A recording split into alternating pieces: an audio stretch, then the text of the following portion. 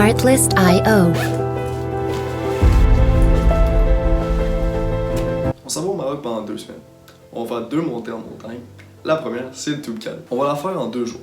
La première journée, on va commencer à Limil, qui est à 1800 mètres d'altitude, pour se rendre jusqu'au refuge, qui est à 3200 mètres d'altitude. On va faire un total de 1500 mètres d'élévation et de 11 km. Une fois rendu au refuge, on va dormir la soirée et le lendemain, on va se réveiller pour partir, pour aller jusqu'au top et redescendre au complet. Ce qui va nous faire un total de 5 km pour la montée jusqu'au top et 16 km pour la descente. La montée jusqu'au top, c'est 1000 mètres d'élévation et la descente, c'est le total, ce qui est 2500 mètres de dénivelé négatif. Et on va se rendre jusqu'à Limil. La deuxième montée se fera en une journée. Elle se nomme la Sebadilla. Elle va commencer et finir environ au même point, proche de la Casa de Parado Grande. On commencera à 2134 mètres d'élévation et on finira à 2050 mètres d'élévation. La plus haute élévation qu'on va atteindre, c'est 2600 mètres. On va faire une élévation de 535 mètres de dénivelé positif et 635 mètres de dénivelé négatif. La distance totale de cette randonnée est d'environ 16,5 km. Pour le Toubkal, en haut, vu que c'est en hauteur, il va faire froid en haut, donc il y aura probablement de la neige. Ça se peut qu'il y ait de la pluie et beaucoup de vent. En bas, ça se pourrait très bien qu'il fasse plus soleil. Pour la Sebadilla, la météo, ça devrait être ensoleillé ou de la pluie ou du vent. Pour le déterminant de conditions physiques, on peut commencer avec l'endurance cardiovasculaire. L'endurance cardiovasculaire sera essentielle à haute altitude où est-ce qu'il y a moins d'oxygène et sera très utile pour garder un bon pace tout au long de la montée. Il nous nécessitera aussi de la force musculaire pour monter les terrains qui sont très accidentés et très raides, entre autres dans les jambes et dans le cou. Il faudra aussi avoir de l'endurance musculaire car c'est des randonnées qui se prolongent sur plusieurs heures et même plusieurs jours. La souplesse et l'équilibre sera tout autant important pour ne pas se blesser sur des roches ou l'équilibre pour passer à travers des obstacles. Les facteurs environnementaux à considérer.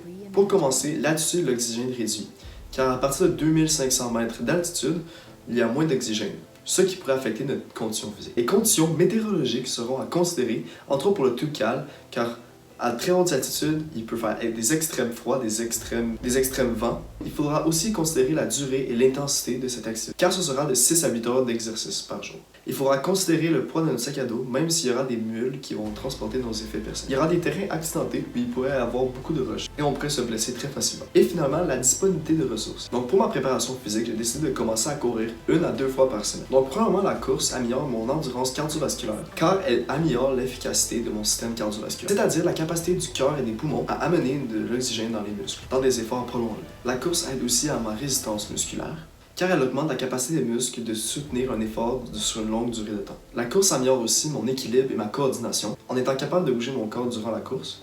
Et finalement, elle m'aide aussi pour le renforcement mental, et cela pourra m'aider à rester motivé tout au long de la montée. À l'âge de votre fils, aurez-vous aimé faire son voyage? Certainement, vraiment. Quelle belle opportunité d'aller voir le monde comme ça, d'aller en Afrique pour la première fois pour Charles-Olivier, aller au Maroc, faire une randonnée pédestre, monter 4000 mètres. C'est vraiment excitant en plus que c'est relié avec des cours, donc c'est non, vraiment. Premièrement, j'ai mon sac Rab qui va me servir tout au long de mes randonnées et le voyage. Il est léger, il est parfait pour stocker environ 25 litres de... Ensuite, j'ai mes pôles qui seront utiles pour monter et descendre et disperser mon équilibre tout au long. Ensuite, j'ai une poche d'eau de 3 litres qui seront utiles pour transporter tout mon... Ceci, c'est mon Sleeping Liner Bag. Ça, je vais l'utiliser au refuge pour me garder au chaud. J'ai mes 2 paires de rando de laine de Merino. Une par en bas qui seront moins chaudes, une par en haut qui seront plus chaudes. Ma ceinture, parce que il faut une ceinture. Pour tenir ces beaux pantalons waterproof qui seront parfaits s'il pleut ou s'il y a trop de neige. Une combine de Merino qui sera parfaite pour aller en dessous de mon mid-layer. Ma paire de pants de rando que j'utilise depuis plusieurs années, qui est parfaite pour me garder au chaud. Et mon mid-layer qui sera parfait pour me garder bien au chaud. Je vais encore aller avec Rab parce que parce que mon cover c'est aussi un Rab. Ma coque Rab qui sera parfait pour me protéger des intempéries comme la neige, l'eau ou le vent.